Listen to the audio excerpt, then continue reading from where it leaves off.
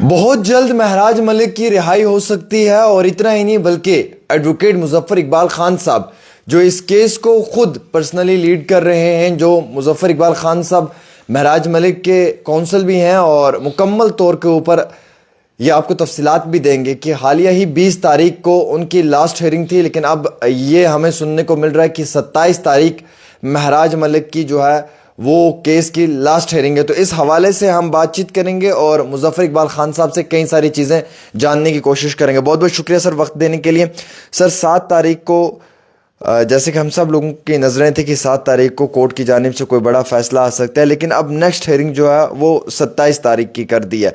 क्या उम्मीद रखते हैं सर इस लास्ट के हेयरिंग में? क्या महराज मलिक का ये जो PSA क्वैश हो सकता है? उम्मीद तो है, बाकी ये तो बहुत मुश्किल है प्रेडिक्ट करना कि कोर्ट क्या फ़ैसला देगी, ये कोई नहीं बता सकता जी।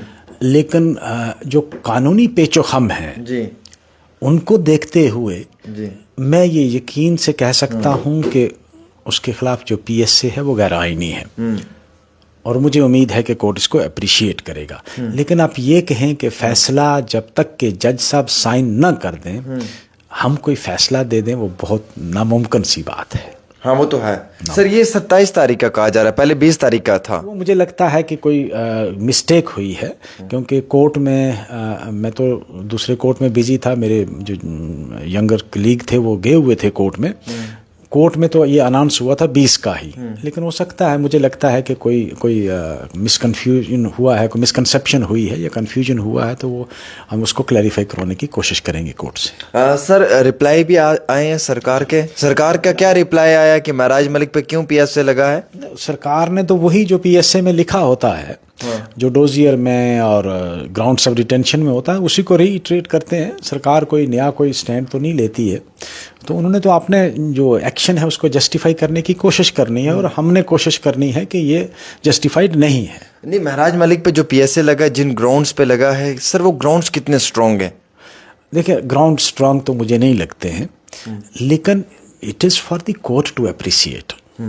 हम लोग we can only pinpoint the legal flaws. हम सिर्फ कोर्ट को अप्राइज कर सकते हैं, we can submit before the court कि भाई ये पब्लिक सेफ्टी एक्ट के तहत it can not withstand the scrutiny of law, the law laid down by the Supreme Court. हम ओपिनियन इस पर नहीं दे सकते, हम सबमिशन कर सकते हैं कोर्ट में। अब वो कोर्ट अप्रिशिएट करना कोर्ट का काम है, वो कैसे उसको अप्रिशिएट करता है। लेकिन मेरी जो नाकस राय है उसके मुताबिक ये किसी भी एंगल से जस्टिफाइबल नहीं है। सर आप ऐसा मतलब क्यों बोलते हैं या कैसे कह सकते हैं कि महराज मलिक पे जो PSA लगा है वो अनजस्टिफाइड है या अनडेमोक्रेटिक है? वो मैं अभी पत्ते नहीं खोलूँगा ना, वो मैं आर्गूमेंट में खोलूँगा। अगर मैं अभी वो पत्ते खोल दूंगा तो that will not be a wise decision. I am a professional lawyer, मैं एक प्रोफेशनल वकील हूँ। I will keep it close to my chest, I will open my cards only when I will argue the case. आपको क्या लगता है sir, ये case आपके लिए कितना बड़ा मेजर चैलेंज है? क्योंकि आपने जो डिटेंशन के केसेस हैं वो मेजर फाइट किए हैं, वकार भट्टी का केस भी आपने फाइट किया, उससे पहले भी कई सारे PSA वाले केसेस आप ही ने फाइट किए। बट आपको क्या लगता है उन केसेस के मुकाबले में ये स्ट्रॉन्ग केस है? क्योंकि इसमें आपके अपोनेंट एडवोकेट सुनील सेठी हैं, बड़े काबिल तरीन वकील हैं और सरकार इस केस को बड़ा क्लोजली वॉच कर रही है, इसीलिए उनको हायर किया है। नहीं, जाहिर सी बात है, सरकार तो चाहेगी कि हमारा केस डिफेंड हो और सुनील सेठी साहब, इसमें शक नहीं, एक सीनियर और बड़े बहुत ही सियाने वकील हैं वो भी अपनी तरफ से जस्टिफाई करने की कोशिश करेंगे। देखिए, कानून में जब केस कोई कोर्ट में लगता है तो ये एक बैटल ऑफ आइडियाज़ होते हैं, बैटल ऑफ प्रोपोजिशंस हैं। उन्होंने अपनी प्रोपोजिशंस रखनी है, हमने अपनी रखनी है। अब वो जज साहब तक है, कोर्ट तक है कि कोर्ट इसको कैसे अप्रिशिएट करता है। इसमें कोई शक नहीं कि गवर्नमेंट इसको बड़ा सीरियसली कंटेस्ट कर रही है और उन्होंने एक प्राइवेट एडवोकेट को एंगेज किया है, सुनील सेठी साहब को। अदरवाइज़ ये नॉर्मली ये केस जो है वो जो एडिशनल एडवोकेट जनरल या एडवोकेट जनरल तो इस वक्त है नहीं, तो additional senior additional advocate general जो था वो इस केस को कंटेस्ट करते थे नॉर्मली। तो इस केस को वाकई सरकार ने बहुत सीरियसली लिया है। वो अब देखेंगे, सेठी साहब अपनी दलाइल रखेंगे, हम लोग अपने दलाइल रखेंगे। सर, एक सवाल मेरा ये भी रहेगा आपसे कि जैसे आपकी एक पूरी लीगल टीम है जो इस चीज़ को वॉच कर रही है, जो महराज के पूरे केस को फाइट करने में यानी कि सब लोग लगे हुए हैं बड़ी मेहनत से। सर, आपको क्या लगता है कि इस लीगल टीम का इस समय जो आपके साथ एक सपोर्ट है वो बड़ा इम्पोर्टेंट है, लेकिन सवाल ये कि सर जो लीगल टीम है इससे मुतमईन हैं आप? ऐसा तो नहीं है कि लास्ट पॉइंट में कहीं ये चीज़ हो कि शायद इससे अगर थोड़ी सी लीगल टीम और स्ट्रांग होती है हमारे पास तो शायद हम इस केस को जीत सकते हैं या हम इस केस में बहुत अच्छी फाइट कर सकते थे? नहीं नहीं, मुझे नहीं लगता है कि भाई हमारी टीम में कोई कमज़ोरी है। लीगल टीम बहुत ही अच्छी टीम है हमारे साथ, जो हम कंटेस्ट कर रहे हैं जो इस केस को। और होपफुली जब आर्गूमेंट होंगे तो मुझे लगता है कि we will give our best, और मुझे नहीं लगता है कि कोई इससे बेहतर टीम भी हो सकती थी। बाकी मैंने कहा कि fate of the case can not be decided by the lawyers. हम लोग सिर्फ अपनी एक सबमिशन कर सकते हैं, प्रपोजिशंस दे सकते हैं, और बेस्ट वे ऑफ रिसर्च जो है वो चल रही है, अभी भी हम कर रहे हैं। सर, इसमें एक चीज़ वो क्या ये भी लिखी है इस केस के अंदर कि डीसी ने इस चीज़ को पर्सनली लिया है और अपने पर्सनली ग्रेस निकालने के लिए महराज मलिक पे पीएसए लगाया है? जाहिर सी बात है, ये भी हमारा एक ग्राउंड है, वन ऑफ द ग्राउंड्स कि पर्सनली मेरा पर्सनल है, और उनकी आपस में तल्ख कलामी हुई थी। ये तो ग्राउंड है कि उनकी आपस में तल्ख कलामी हुई और उस वजह से आपने पब्लिक सेफ्टी एक्ट का लगा दिया उस पर। ये ग्राउंड है हमारी पिटीशन में। सर, एक आखिरी सवाल रहेगा, आप हमेशा पीएसए के केसेस जो है वो मतलब फ्री ऑफ कॉस्ट क्यों सर फाइट करते हैं? क्या रीज़न है? क्या ये एक पब्लिक स्टंट हो सकता है जनता को खुश करने के लिए, अपनी वकालत को चमकाने के लिए, या अपनी सियासत को चमकाने के लिए, या फिर कोई इसमें बड़ा पुराना कोई एक राज है कि जिसकी वजह से आप ये केसेस हमेशा फ्री ऑफ कॉस्ट फाइट करते हैं, पैसा नहीं लेते हैं पीएसए के केसेस का? आमिर जी, हमेशा नहीं। जब मैं इलेक्ट हुआ था ना, हाँ, पहले मैं ग्रेट्यूटी सर्विस देता रहा, लेकिन देखो ये चीज़ें जो हैं इनको पब्लिसिटी नहीं देनी चाहिए। नहीं सर, मुझे किसी ने पूछा था ये सवाल, कहा था आप उनके पास जाएंगे तो पूछ लेना। आपने पूछा, मैं इसलिए जवाब दे रहा हूँ। वो मेरी अपनी इनर कॉन्शियंस, और जिस तरह हर आदमी, एक डॉक्टर जो है, मैं समझता हूँ वो कंप्लीट डॉक्टर नहीं है जब तक कि वो दिन के अंदर एक टारगेट ना रखे कि मैंने इतने गरीब पेशेंट्स को फ्री देखना है। आपने कहा सियासत का, तो मैं पीएसए का केस मैंने फ्री जिस दिन मैं एमएलए बना उसके बाद शुरू किया, उससे पहले नहीं। हाँ, उससे पहले अगर कोई गरीब आता था तो वो खाली पीएसए नहीं, बेल में भी, इवन मर्डर ट्रायल में, सुप्रीम कोर्ट में कुछ केसेस, जब मुझे लगता था कि ये बहुत गरीब है और इसकी गुर्बत की वजह जो है इसके लिए नाइंसाफ़ी का रीज़न बन जाएगी, वजह बन जाएगी, तो मैं फ्री कर लेता था। वो पहले भी करता था मैं, हर एक केस, वो आज भी करता हूँ।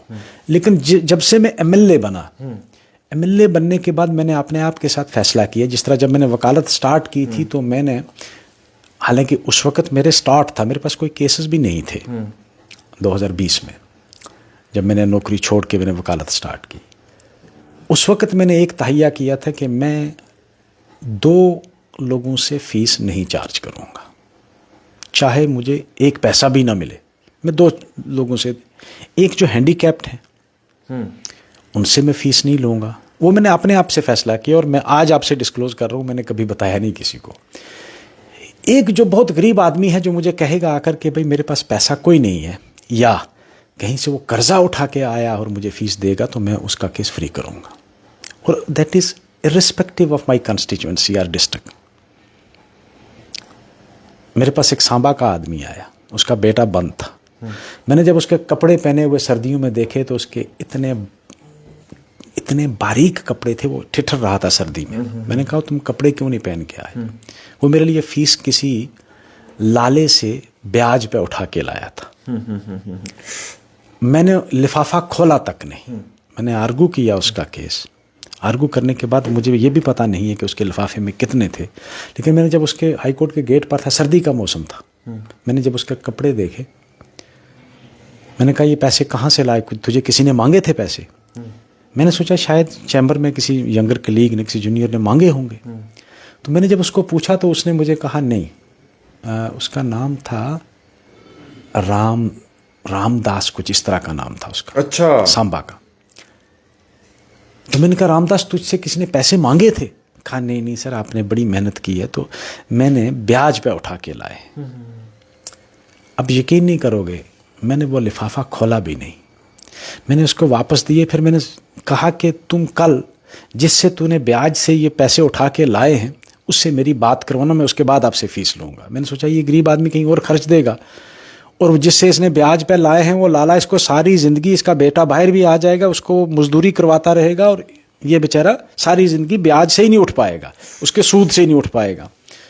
मैंने उसको वापस किया। दूसरे दिन वो गया उसके पास, उसने कहा जज साहब से, मुझे वो जज ही कहता था, कहा जज साहब से बात करो। वो डर गया, उसने सोचा शायद, मैंने कहा इसको फ़ोन दो भाई, इसको कहो मैं कोई तुझे हथकड़ी नहीं लगवाने वाला। मैंने कहा ये पैसे आपने वापस ले आज ही, और 2 दिन का जो सूद है वो मैं दूंगा तुझे। उसने हर 2 दिन का सूद नहीं लिया, लेकिन मैंने इंश्योर किया कि ये पैसे वापस करे जाके।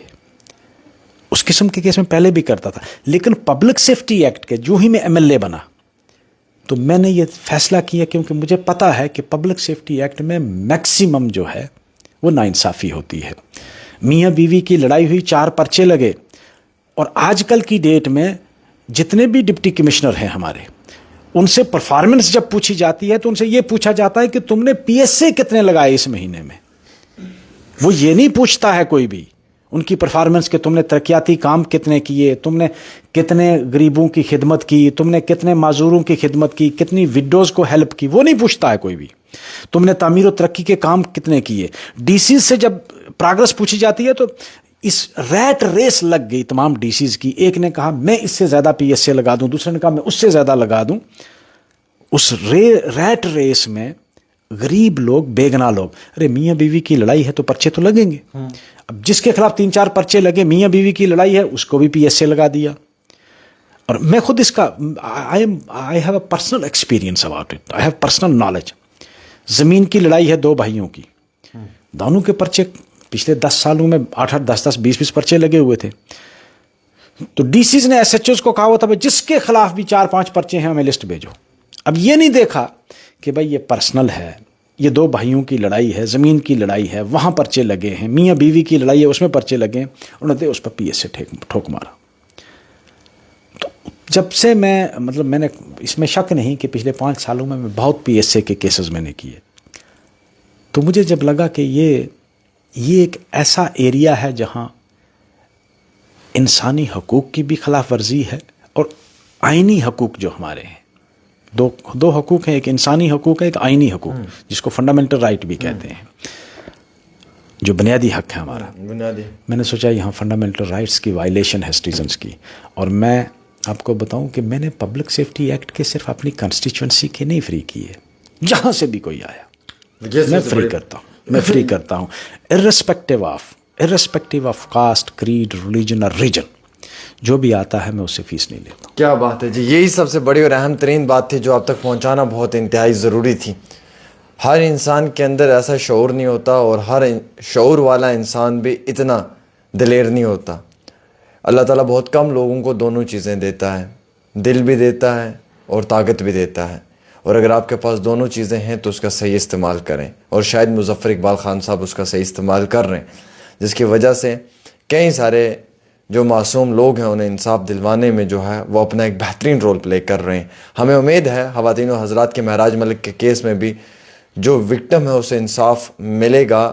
और इंसाफ क्यों ना मिले, जब इंसाफ की उम्मीद रखी जाए तो इंसाफ ज़रूर मिलता है। फ़िलहाल 27 तारीख को फ़ाइनल हेयरिंग है, उसी हेयरिंग के दौरान में ये मालूम चलेगा कि क्या महराज मलिक का PSA क्वैश होगा या नहीं होगा। एक छोटी सी रिपोर्ट आमिर के साथ।